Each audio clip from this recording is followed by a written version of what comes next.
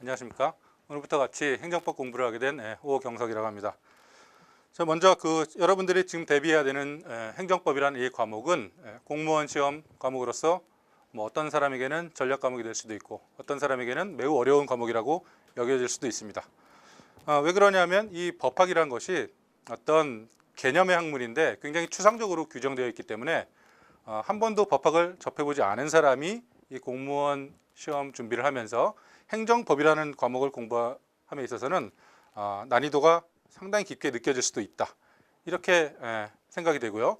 반대로 어떤 행정법을 한 몇 회독 이상 함으로써 행정법의 체계를 골격을 조금 알고 있다. 그 정도의 단계에 접어든 사람이다 라고 여겨지면 행정법에 있어서 암기해야 될 부분은 한정되어 있습니다.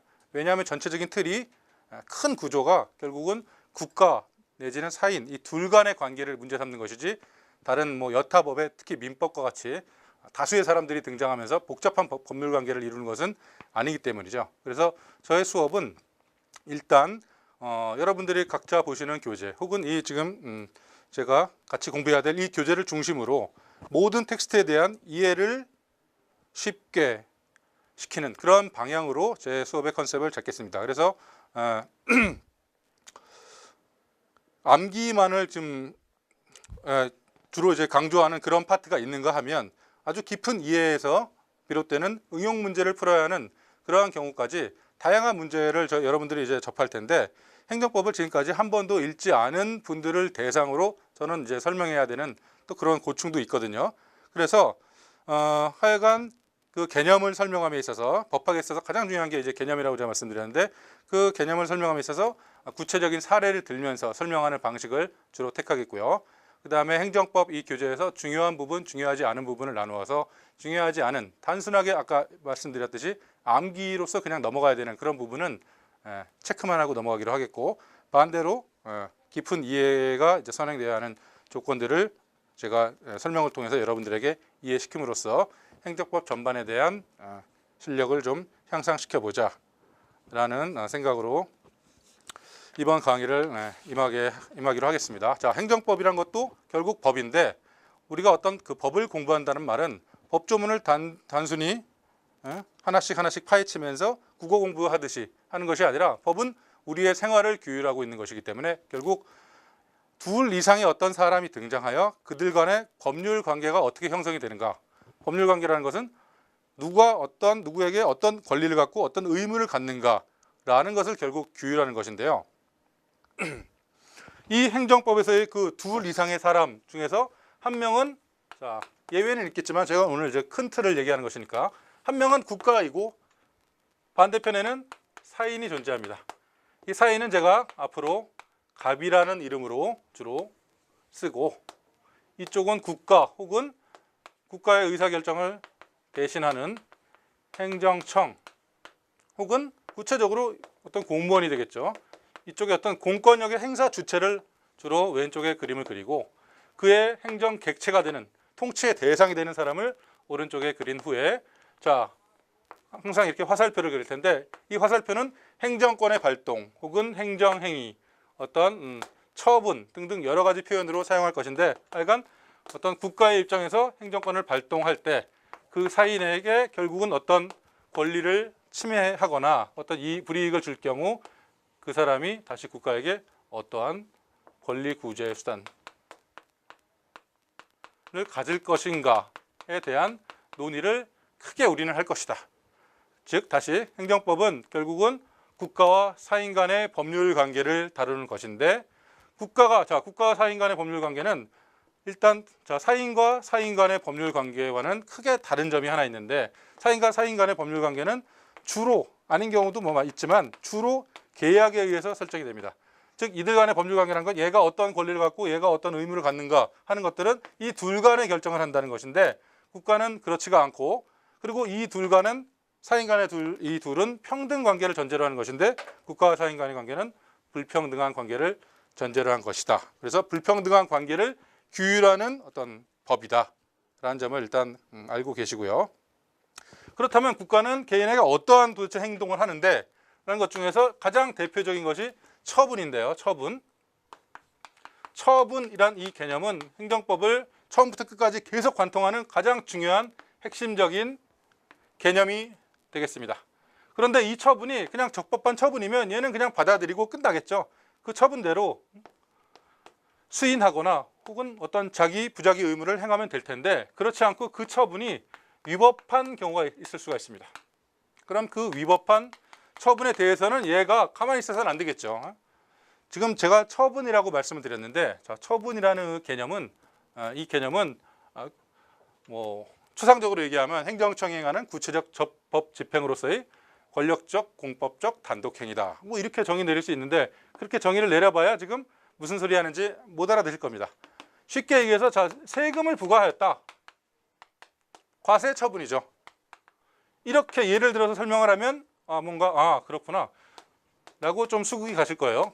영업 정지 처분을 내린다, 국가가 개인에게 뭔가 예의 자유를 제한하는 그러한 내용의 우월적인 행동을 일방적으로 지금 단행했을 때, 그런데 그 단행한 그 행위가 뭔가 위법한 처분일 경우, 그 경우는 얘가 이 위법한 상황을 그대로 수인해서는 안 되겠고, 뭔가 금전적인 손해를 받았으면 그 금전을 회복 전보받아야 될 것이고, 그렇지 않고 이 처분 자체를 뭔가 없애버릴 수 있다면, 날려버릴 수 있다면 그러한 권리 구제 수단을 가져야 될 것입니다. 그래서 위법한 처분에 대한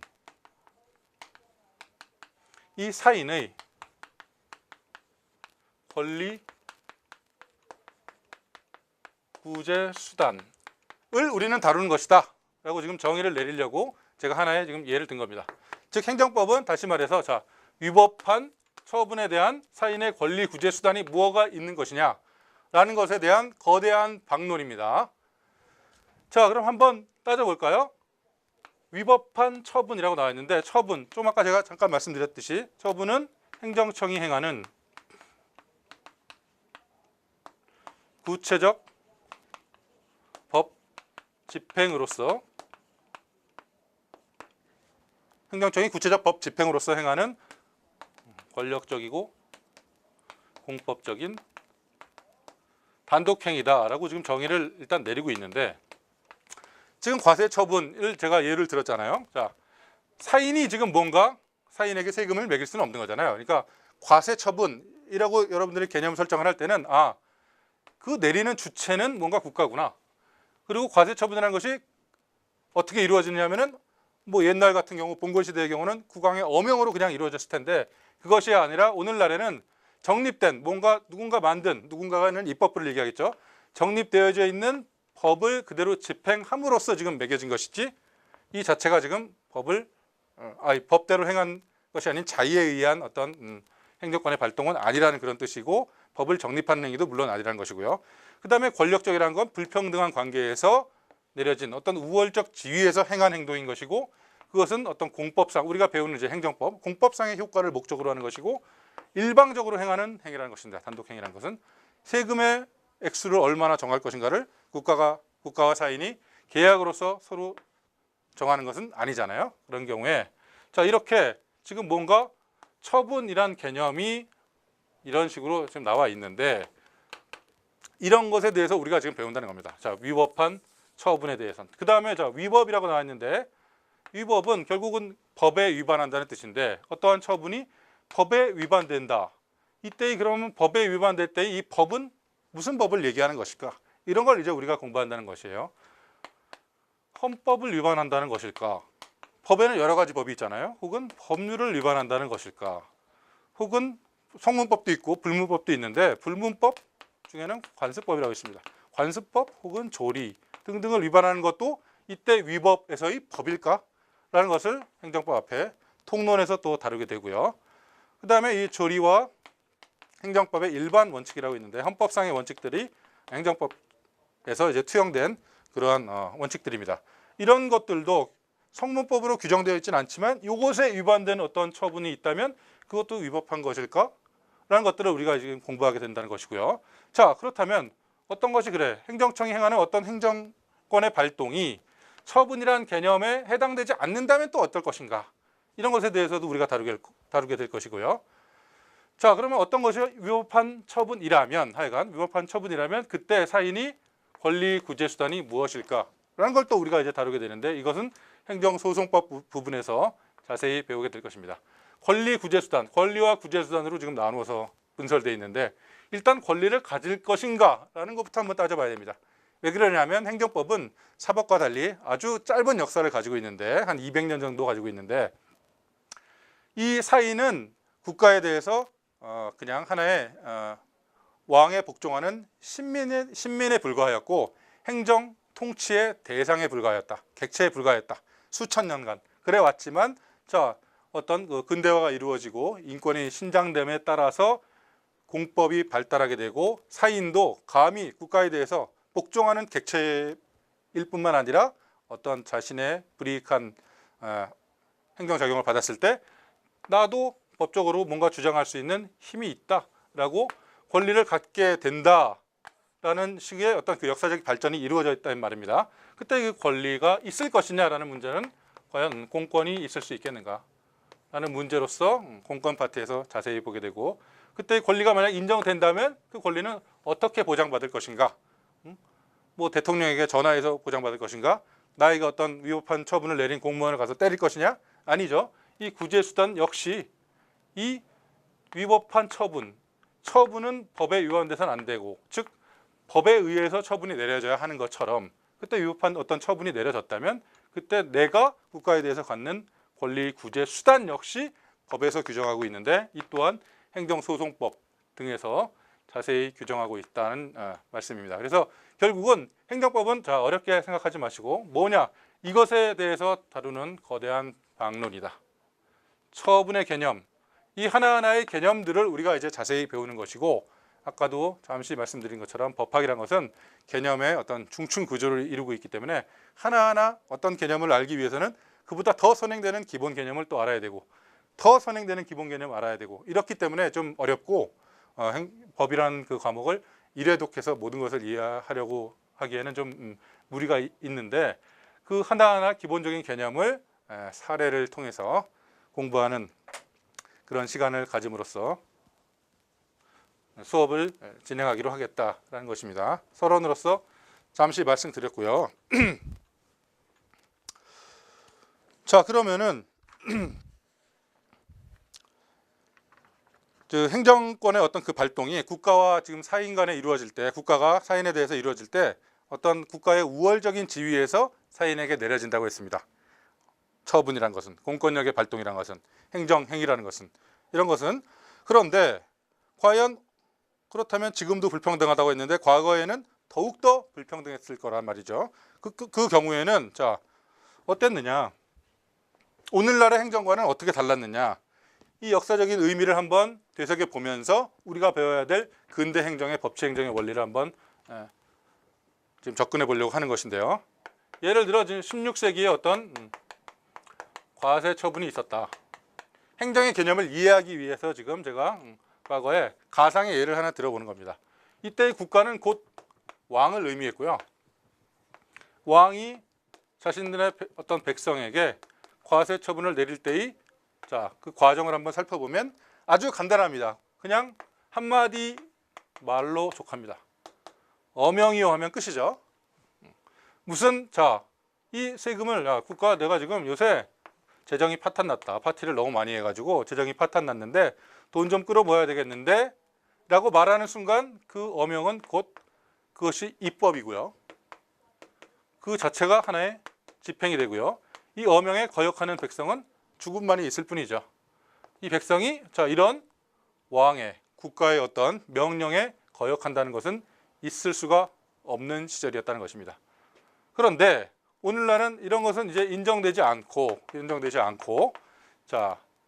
왕도 오늘날 인정되지 않듯이 오늘날의 국가는 국민에게 어떠한 지금 처분을 내릴 때 어떠한 구조를 갖는가를 간단하게 한번 그림으로 그려보면 지금 과세 처분을 계속 예를 들고 있으니까 국가가 어떤 사인에게 세금을 부과한다는 것은 근거가 있어야 됩니다. 왜? 얘한테 어떤 불이익을 주는 행위이기 때문에 그것은 얘 스스로 동의하고 있지 않으면 안 돼요. 그 동의는 법률의 형태로 나타납니다. 법률의 형태. 즉 뭔가 법률에 근거가 있는 처분이어야만 적법하다는 것인데 왜 그러냐? 이 법률을 구성하는 자들은 국회의원, 입법부인데 입법부가 법률을 제정하는데 그 입법부는 누가? 사인이 뭘 통해서? 선거를 통해서 형성을 한다는 것이죠. 입법부는. 즉, 자, 내가 나에게 받는 어떤 행정권의 어떤 불이익한 처분이라는 것은 그 근거를 따지고 올라가면 결국 내가 동의했기 때문입니다. 이게 철학적으로 사회계약설의 내용이잖아요. 그래야만 결국은 자, 내가 이러한 불이익 처분을 받을 수 있는 어떤 하나의 근거가 되는 것이지 그렇지 않고 과거처럼 국가가 자, 이런 법률에 근거하지 않은 자의에 의한 저기서 말하는 어명이죠. 그냥 말에 의한 행정권의 발동이라는 것은 그대로 오늘날에 있어서는 위법한 처분이 된다. 그래서 이 구조를 일단 여러분들이 잘 알고 계셔야 됩니다. 행정법 전반을 이해하기 위해서는 결국은 자, 어떤 처분이라는 것은 법에 근거해야 되고 그 법률에 위반해서는 안 된다라는 법치 행정의 원리. 이것이 사실은 행정법의 처음과 끝입니다. 이때의 혹은 이제 법률뿐만 아니라 이제 뭐 명령이라든가 아까 말한 기타 불문법 등등도 나오는데 이 행정 작용이 결국 법률에 근거하지 않을 경우에 이 사람이 갖는 권리 구제 수단 그것은 무엇이 있을까 하는 것들을 우리가 이제 앞으로 다룬다 이렇게 제가 말씀을 드렸죠. 그래서 결국은 자, 다시 한번 정리하면 위법한 처분에 대한 사인의 권리 구제 수단에 대해서 우리가 지금 계속 배울 것이다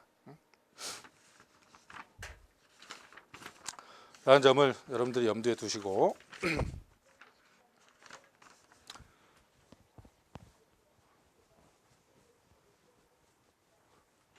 자, 그래서 그렇다면 하나의 이런 또 예를 들어볼까요? 지금 우리나라 국가가 과세 처분을 매겼는데 자, 1억 원을 내라 라는 과세 처분을 얘한테 내렸습니다.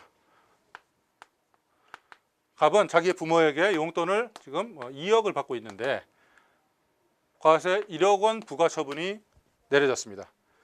그래서 얘는 자, 아니 용돈 2억 원 받아가지고 좀 재밌게 쓰려고 했는데 1억 원이나 내라니 그 근거가 뭐냐라고 물어봤더니 어떤 고시에서 재경부 장관의 고시에서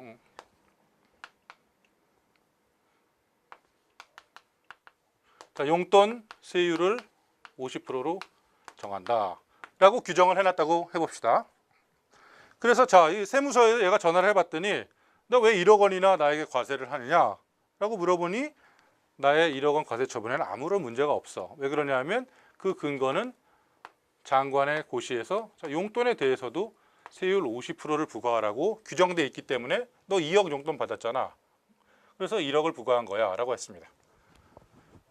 일단 그러네 라고 생각해보면서 장관에게 이러한 고시를 누구 마음대로 만들었냐라고 물어봤더니 이 고시는 자, 장관이 대답하기는 법률에서 그렇게 규정했다. 용돈에 대해서 과세할 수 있다.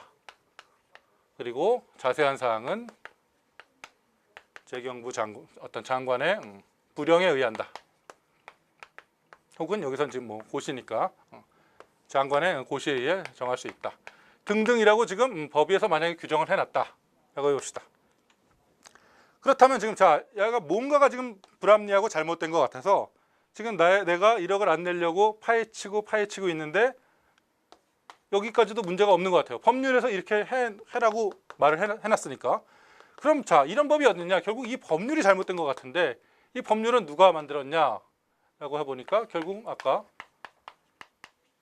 입법부에서 제정을 한 것이고 입법부는 결국 이 갑이란 국민들이 선거를 통해서 형성을 한 하나의 그 권력체이기 때문에 결국은 내가 만든 거네 라고 하면서 그럼 아무런 구제수단이 없는 건가? 내가 선거를 형성한 입법부에서 만든 법률에 근거한 고시에 따라서 내려진 처분이기 때문에 난 아무런 권리 구제를 받을 수 없을 것인가? 어딘가에 문제가 있지 않을까? 이런 것들을 지금 따지는 것이 공법의 영역입니다. 이 처분을 지금 취소하고 싶은데 처분을 취소하려면 그 근거되는 법률을 고시를 날리고 싶고, 그 고시를 근거를 따지고 봤더니 이렇게 법률에서 위임을 하고 있는데 그 위임이 혹시 또 잘못된 것은 아닌가라는 것, 혹은 이 법률 자체가 뭔가 지금 잘못된 것이 아닌가, 헌법에 위반되는 것은 아닌가 라는 등등을 지금 우리가 공법의 영역에서 따지는 것인데, 그 중에서 가장 기초되는 것은 이 과세 처분으로부터 모든 것은 출발되는 것이다. 왜 이런 사람들에게 이런 입법부를 구성하게 했는가, 이런 법률이 혹시 위헌적인 것은 아닌가라는 것들은 주로 헌법에서 다루는 것이고, 그렇지 않고 여기서 이 처분을 중심으로 한 이 방론은 행정법에서 다루는 것이니까, 그렇게 여러분들이 아시고, 앞으로 제가 모든 그림을 그릴 때 이쪽은 국가, 이쪽은 사인, 이것은 행정작용이고요. 그 다음에 등장인물은 기껏해야 한 명 정도 더 나옵니다. 처분의 상대방이 아닌 자가 혹시 이 처분을 취소할 수 있는 그런 경우는 없겠는가라는 것은 나중에 공권의 파트에서 다루게 되고, 또 행정소송법의 원고 적격의 파트에서 다시 한번 다루게 됩니다. 그래서 이런 구조, 자, 영업정지 혹은 과세 처분을 항상 머릿속에 염두에 두시고, 행정법에서는 국가가 나에게 뭔가 불이익한 무언가를 내렸다, 그 무언가의 대표적인 것은 처분이다 라고 일단 생각을 해두시고, 자, 처분이 아닌 경우에는 어떠냐? 처분이 아닌 경우에는 그건 헌법의 문제로 돌아가게 됩니다. 여기서는 뭐 헌법 시간은 아니니까 자세히는 하지 않겠지만, 헌법에 헌법소원이라는 제도가 있는데, 헌법소원은 공권력의 행사에 대해서 무언가 기본권의 침해를 받은 자가 헌법재판소에 제기할 수 있는 어떤 권리구제 신청 수단인데, 이 경우에 보충성이라는 요건이 있습니다. 헌법재판소법 68조 1항에 규정되어 있는데, 다른 법률에 의한 구제수단이 있는 경우에는 그 구제수단을 다 한번 행해보고 마지막으로 와라, 헌법소원은 마지막 구제수단이다 라는 걸 말하고 있는 거거든요. 그럴 때 지금 우리가 이것은 헌법의 영역이라고 제가 말씀드린 건 왜 그러냐면, 이것도 행정법에서 많이 등장하고 있는데 우리가 자세히 다룰 필요가 없는 것이, 자, 어떤 것이 지금 아까도 계속 말씀드렸지만 처분의 개념 속에 들어간다면 그것은 처분에 대한 취소 소송 혹은 무효 확인 소송 등의 어떤 항고 소송이 인정되고 있습니다. 현재 우리나라의 행정소송법 체계에서. 그렇기 때문에 그 행정소송법에 의거하여 항고 소송으로 다투어야지 지금 이 헌법소원으로 다투어서는 안 된다라는 얘기를 하고 있는 거고, 자, 행정소송으로 다퉜으면 기각을 받든 인용을 받든 뭔가 재판이 내려졌을 것이고, 그 재판에 대한 헌법소원은 또한 인정되지 않기 때문에 결국은 이 처분에 대해서는 헌법소원을 제기할 수가 없다라고 되는 것이죠. 그래서 자, 처분 외의 어떤 행정작용에 대해서는 우리는 헌법의 영역으로 일단 맡겨놓는다. 하지만 행정법에서도 가끔씩 등장을 한다. 이 정도를 일단 생각을 하시고, 그렇기 때문에 다시 또 반복되는 말이지만 우리의 행정법의 중심적인 개념, 컨셉은 뭐냐? 처분이지 그 밖의 것들은 아니다. 그 밖의 것들도 처분과 유사한, 예를 들어서 무슨 행정작용법에서 나오는 행정계획이라든가 뭐 확약이라든가 행정지도라든가 등등 행정청이 행하는 행정권의 발동은 아주 다양한 형태를 지니고 있습니다. 그 중에서 하여간 이 개념 안에 포섭이 된다면 행정소송법에 의한 구제수단으로 구제를 받아라. 그렇지 않으면 이것을 한번 고려해 보자라는 것이고, 자, 이 처분은 아까 법치행정이라고 제가 잠깐 말씀을 드렸는데 뒤에서도 이제 보겠지만 법대로 행해져야 되는 것. 가장 중요한 것은 행정법에서 지금 가장 중요한 개념은 처분이란 개념이고, 그 처분은 법대로 이루어져야 된다. 법치행정. 법대로 이루어졌는지 안 이루어졌는지를 다루는 겁니다. 우리 행정법은 처음부터 끝까지. 자, 처분이 이런 법대로 이루어졌다고 볼 수도 있잖아요. 지금 이대로 지금 본다면 이 예에서. 그러면 그 법이 뭔가 또 잘못된 것은 아니냐, 상위법에 위반된 것은 아니냐라는 등등을 파헤치고 파헤친다는 겁니다. 그리고 여기서의 법이 꼭 이런 성문법이냐, 일반 원칙 혹은 조리 혹은 어떤 헌법상의 원칙에 위배된 것은 아니냐, 위배됐다면 법치행정에 관하는 것이고, 그것은 아까 말한 위법한 처분이 되는 것이기 때문에 그때는 권리구제수단을 동원해서 당사자가 구제를 받을 수 있다라는 것을 큰 틀로 여러분들이 염두에 두신 후에 공부를 시작하기로 하겠습니다.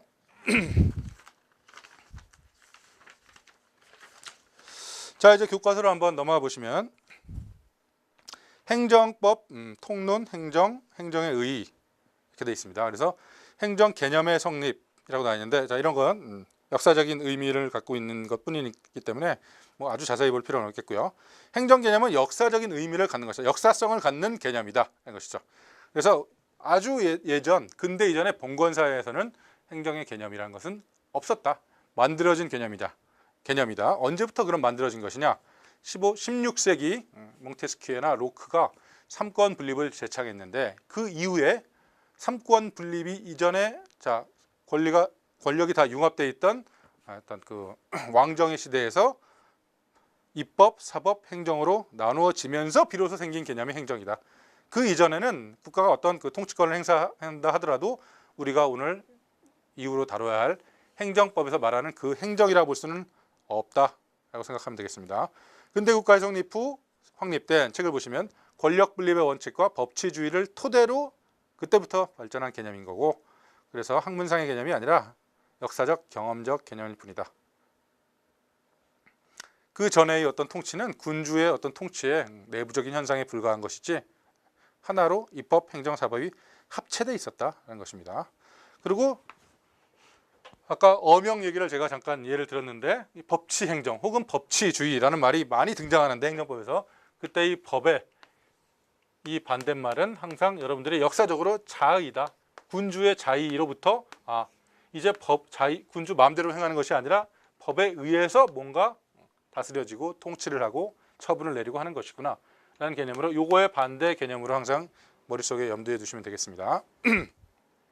자, 두 번째, 행정 개념은 역사성도 띠는 것이 아니라 또 역사성뿐만 아니라 다양성을 띠고 있는데, 그렇습니다. 한마디로 정의 내리기 어려울 정도로 매우 다양하다. 그래서 뒤에 나오겠지만 형식적 의미의 행정과 실질적 의미의 행정으로 나뉜다. 그래서 형식적 의미의 행정이라는 것은 누가 그 행위를 하는가, 이 행정이라는 것을 입법부가 하느냐 사법부가 하느냐 행정부가 하느냐에 따라서 행정부가 하는 행위만 행정이다 라고 정의 내리는 것이 형식적 행정 개념의 의미의 행정이고요. 실질적 의미의 행정이라는 것은 행위의 본질이 무엇이냐라는 것입니다. 행위의 본질이 법을 만드는 것이냐, 만들어진 법을 집행하는 것이냐, 아니면 구체적인 사건을 전제로 그 법을 적용해서 사법적인 판단, 즉 재판을 내리는 것이냐, 그 실질이 무엇이냐, 주체는 관계없이 그거에 따라서 행정 개념을 정의 내리는 것이 실질적 의미의 행정이다 라고 말씀드릴 수 있겠습니다. 자, 그래서 그 다음 페이지를 한번 보시면 구체적으로 나와 있습니다. 형식적 의미의 행정, 실질적 의미의 행정. 객관식 용어로는 많이 나올 수 있겠죠. 형식적 의미의 행정인 것은, 그런데 실질적 의미의 행정은 아닌 것은 등등, 입법, 해법, 행정, 사법 등등이 쭉 나눠져 있는데, 자, 한번 그 유형을 일단 보시면요. 개념은 제가 말씀드린 대로 형식적 의미의 행정이라는 것은 행정부가 행하는 행동인 건데, 자, 여기서 지금 유형의 표가 하나 등장하고 있는데, 입법적, 집행적, 사법적 행위 모두 지금 행정부의 행위를 전제로 주어져 있습니다. 그렇기 때문에 이 모든 것들은 다 형식적 의미의 지금 행정이 됩니다. 그럼 행정부가 주체가 되는 행위가 형식적 의미의 행정이라고 했는데, 형식적 의미의 행정 중에서 입법, 실질적은 입법이다 라고 말할 수 있는 게 뭐냐? 법규 명령을 제정하는 거죠. 행정 입법 행위입니다. 행정 입법 행위. 또 조례 규칙도 그렇고요. 조약을 체결하거나 대통령이 긴급 명령을 발하는 경우, 이런 것들을 입법적, 실질적 의미의 입법이라고 할 수 있겠고, 또 형식적 의미의 행정 중에 사법적 행위도 있겠느냐? 어떤 구체적인 사건을 전제로 이 행정청이 행한 어떤 행동이 위법하냐 적법하냐에 대한 판단을 내리는 행위입니다. 대표적인 것은 행정심판의 재결을 예로 들 수 있겠습니다. 그 다음에요. 자, 두 번째, 실질적 의미의 행정이 있는데, 자, 그 표에 보시면 이것도 형식적 의미의 입법, 형식적 의미의 사법이라고 나와 있죠. 형식적 의미의 입법 옆에다 국회의 행위, 그 다음에 형식적 의미의 사법 옆에다 법원의 행위라고 적어두시기 바랍니다. 국회의 행위, 법원의 행위 중에서도 실질적 의미로 봤을 때는 그것이 법 정립인 경우, 그 다음에 법 정립이나 제정인 경우, 법의 집행인 경우, 그 다음에 법의 판단, 재판인 경우로 나뉘어질 수 있겠고, 자, 그 중에서 대표적인 것들, 시험에 잘 나오는 것들 보면, 자, 국회 형식적 의미의 입법인데 실질적 의미의 사법인 것은 국회의원의 징계 의결 같은 거. 그 다음에 형식적 의미의 사법인데 실질적 의미에는 행정인 것들은 법관의 뭐 임명이라든가 등기사무라든가 등등 이런 것들은 결국 아까 제가 말씀드린 대로 누가 행하느냐, 행위의 주체가 누구냐, 그 실질이 무엇냐에 따라서 여러분들이 생각만 해보시면 풀 수 있는 문제니까 어려운 문제라고 볼 수는 없겠습니다. 그러면 자, 형식적 의미의 행정과 실질적 의미의 행정은 그 예들은 한번 살펴봤고요. 그 다음에 실질적 의미의 행정이라는 개념 규정이 과연 가능한가에 대한 학설 논의도 있습니다. 조금은 약간 진부한 내용이고 이것들이 뭐 시험에 직접적으로 출제되는 경우는 과거엔 있었는데 오늘은 뭐 그렇게 많지는 않습니다. 왜 이런 학설들이 있냐? 실질적 의미의 행정이라는 것을 규정할 수 있겠느냐? 과연 행정이라는 것은 너무나 다양하기 때문에 한마디로 정의 내리기 어렵기 때문에 그걸 할 수 있겠느냐라는 문제거든요. 긍정설, 부정설이 있겠고 긍정설에 다시 소극설, 적극설 뭐 이렇게 있는데 대표적인 것만 한번 정리를 해보기로 하죠.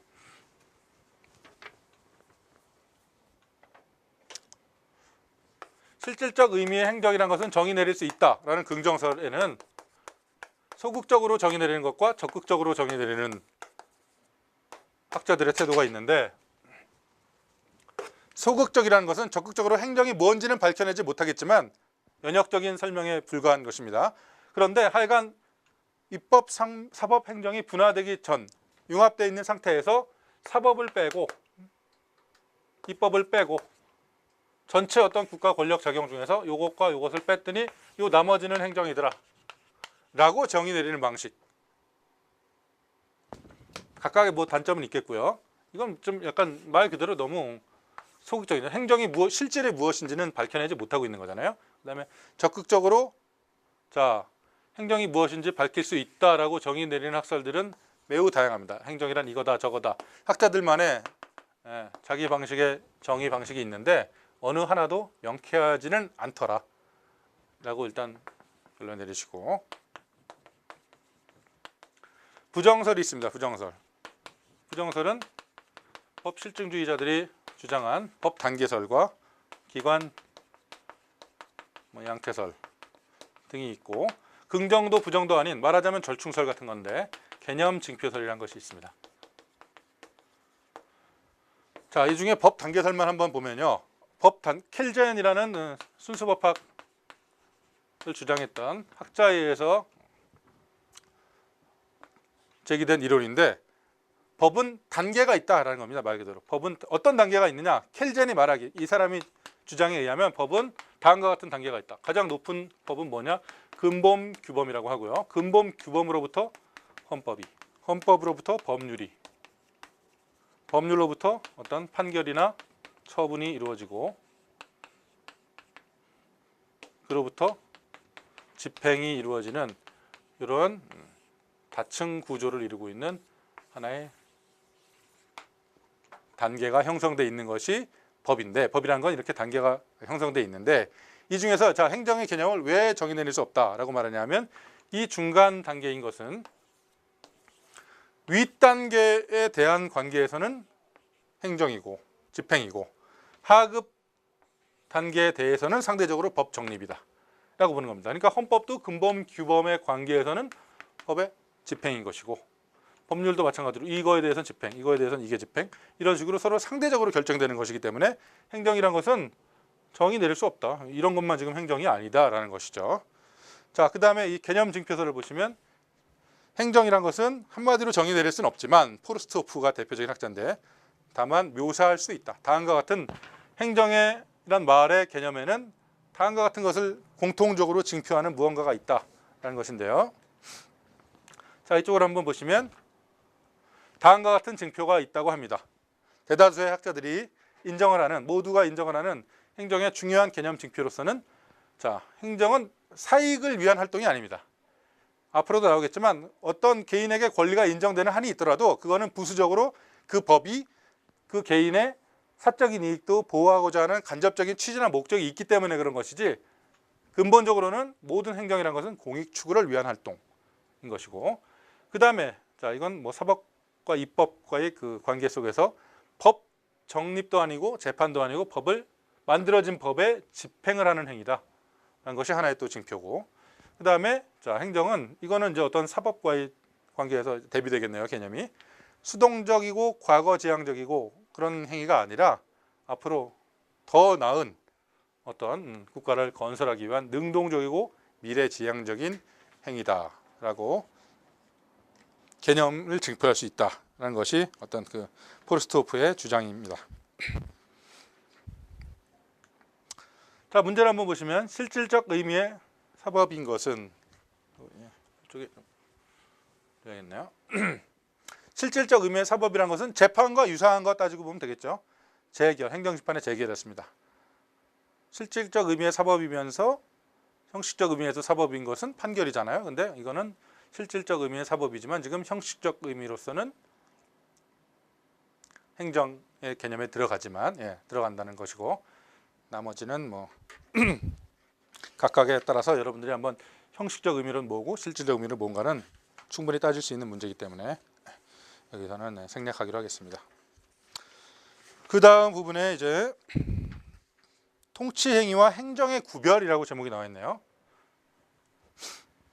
자, 보통 교과서에 뭐 통치행위와 행정의 구별 이렇게 나오진 않고 그냥 통치행위라고 해가지고 교과서 앞부분에 대부분 설명이 나와 있는데, 자, 지금 우리가 이제 공부해야 할 부분은 통치행위가 갑자기 튀어나왔습니다. 통치행위. 행정의 개념 설명하다가 갑자기 통치행위가 왜 나왔느냐?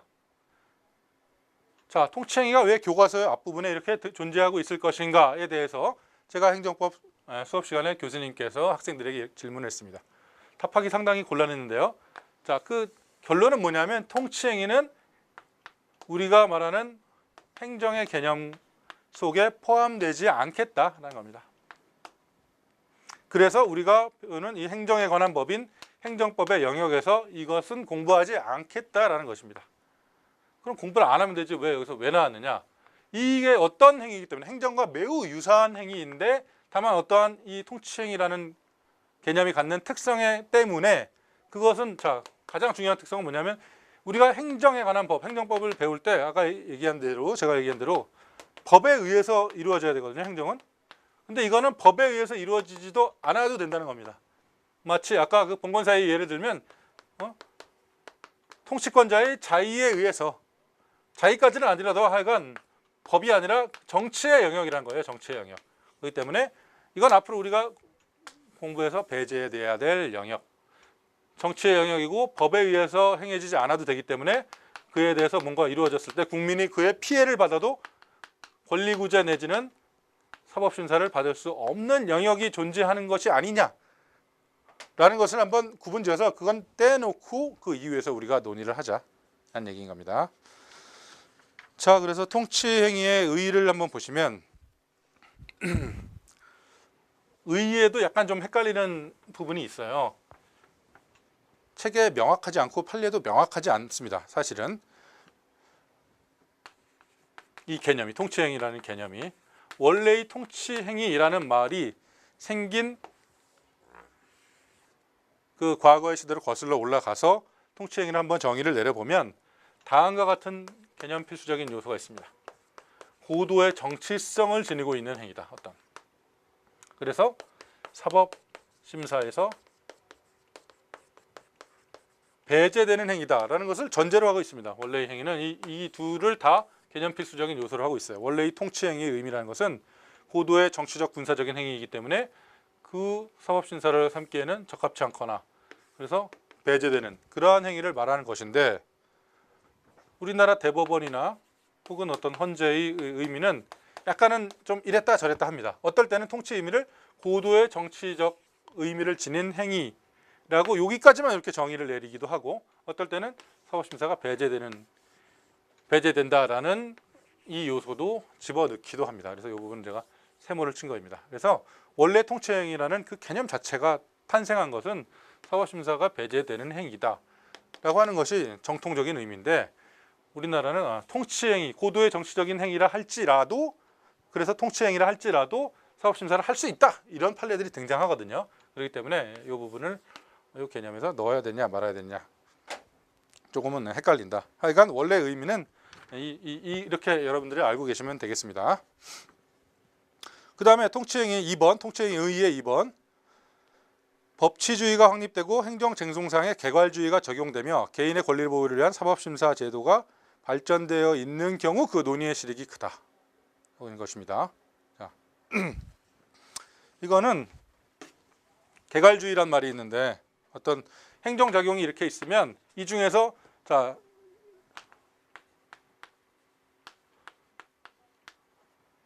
어떠한 요소들은 그에 대해서 사인이 권리구제의 수단으로 삼아도 되겠다. 그러한 행정작용에 대해서는 라고 몇 개 예시를 하고 있는 규정이 어떤 소송법, 행정소송법 등에서 규정하고 있다면 그런 것을 열기주의라고 합니다.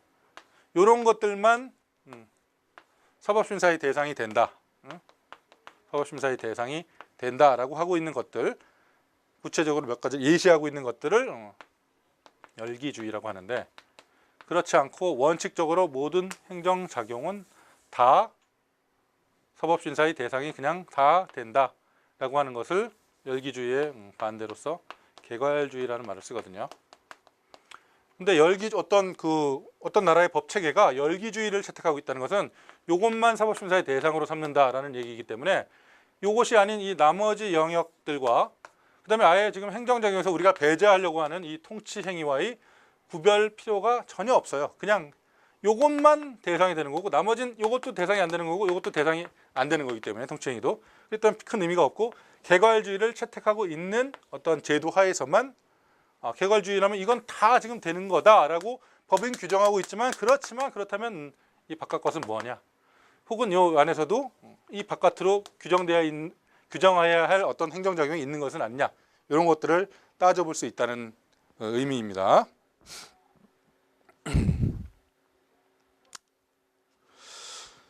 예, 그래서 지금 통치행위의 의의까지 지금 본 거고, 그 다음에 통치행위의 이제 근거는 그 다음 이제 파트 잠깐 이제 쉬었다가 다음 시간에 보도록 하겠습니다.